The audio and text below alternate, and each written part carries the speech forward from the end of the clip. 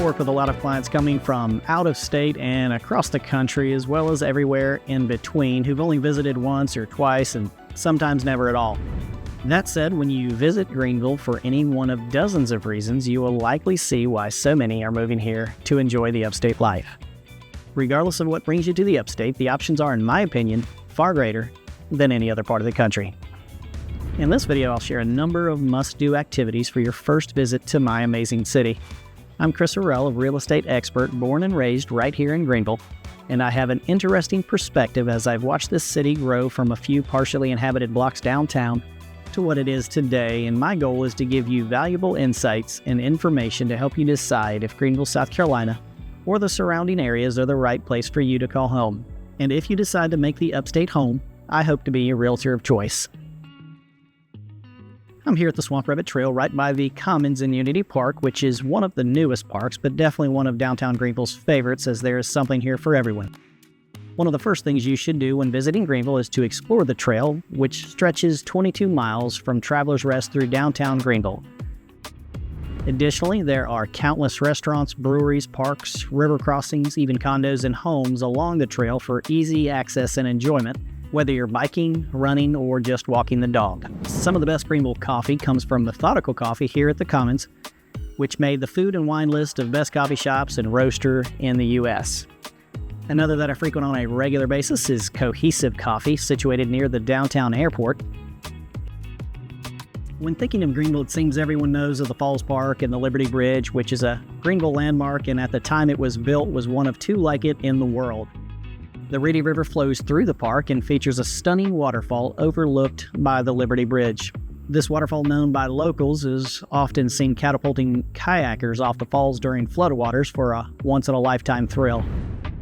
I'd also tell you to be sure and grab an ice cream from Spill the Beans as you walk across Liberty Bridge and take in the waterfall views.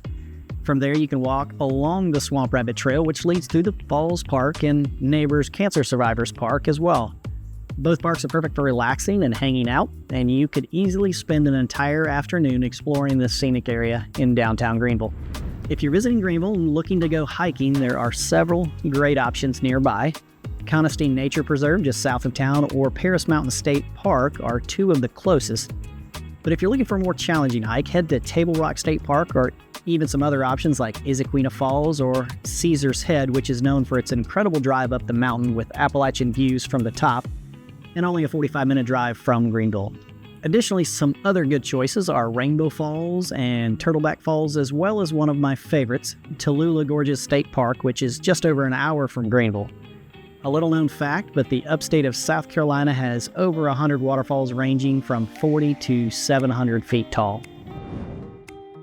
Hopefully by now you're thoroughly enjoying your Friday or Saturday in Greenville, and if you're looking to wind down with some cocktails or a nice meal, downtown Greenville has plenty to offer. Some of the best cocktail spots include Paloma in Camperdown or Bricktops on Main. I will also mention that if you like a 6-star restaurant on a 5-star scale with phenomenal service, I'd highly recommend my favorite Hall's Chop House on Main across from Falls Park, or you could try Camp just a block up. If you're craving tacos, Willie Taco is always an easy choice, and for barbecue lovers, there is Lewis Barbecue, a true Texas-style barbecue and my favorite just on the edge of downtown. However, if you'd prefer an Alabama-style Moe's Barbecue on Stone is also a great choice as well. If you have time, I recommend checking out the lakes around Greenville. Lake Robinson and Lake Cunningham, as well as Lake Bowen and Blaylock, are smaller, closer options. But there are much larger lakes that I've spent countless weekends on over the last 30 years, like Lake Hartwell, Lake Keowee, and Lake Chillicothe, which are west of Greenville, with Lake Keowee being the most popular. An interesting fact for you, Lake Keowee in recent years was in the top 10 most purest lakes in the country, and is home to the most desirable lakefront properties in the upstate of South Carolina. Not far from there, you can head to Devil's Fork State Park early in the morning for a stunning mountain view and a range of activities like boating, kayaking, and picnicking. There at the park, you can swim at the sandy beach or rent kayaks and paddleboards and even camp overnight there at the park. Many visitors to Greenville are pleasantly surprised by how easy it is to park in downtown Greenville.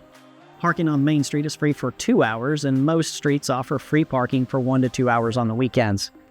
The Richardson Street Garage, known by locals as the best parking garage, is located behind the Mass General Store off Main Street. And free all weekend, allowing you to park your car in the morning and return at night without paying a dime. In my 30 years of driving, I've never had to pay for street parking, only for garage parking during the week. Again, my name is Chris Horrell, and I specialize in real estate in the upstate of South Carolina. Whether you're considering a move to Greenville or simply want to learn more about the area, feel free to reach out to me directly.